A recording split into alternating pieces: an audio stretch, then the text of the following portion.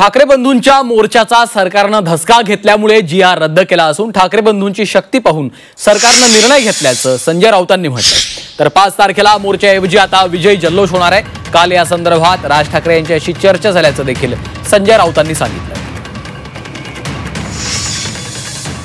5 जुलैच्या मोर्चाची तयारी ही सुरू झाली होती।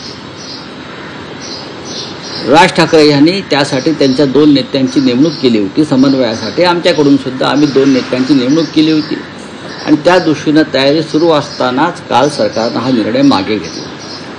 पण 5 जुलैच्या मोर्चाची तयारी दोन्ही बाजूंनी पूर्ण झालेली आहे। आता हा जो फोर्स तयार होणार होता मराठीचा, त्याचं काय करायचं, तर त्याचं रूपांतर विजय जल्लोषात करावं अशा भूमिका दोन्ही बाजूंनी आहेत। म्हणजे राज ठाकरे यांच्याकडून सुद्धा आहेत आणि उद्धव ठाकरे यांच्याकडून सुद्धा आहेत।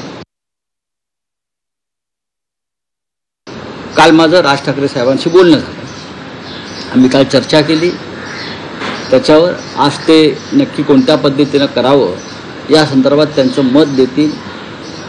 उद्धव ठाकरे साहेबांनी काल सांगितलं की विजय मेळावा होईल आणि नक्कीच तो एकत्रित होईल। जे जे घटक मोर्चामध्ये सामील होणार होते या 2 प्रमुख नेत्यांशिवाय त्या सगळ्यांसह विजय मेळावा, कारण ही एकजूट मराठी माणसाची आणि महाराष्ट्राची होती हा मोर्चा म्हणजे। त्याच्यामुळे विजय मेळाव्यामध्ये किंवा या विजय जल्लोषामध्ये कोणालाही दूर ठेवून डावलून, लहान घटक असो मोठा असो, कोणालाही दूर ठेवून हा विजय जल्लोष होणार नाही। तो सगळ्यांना एकत्र येऊन करू आम्ही।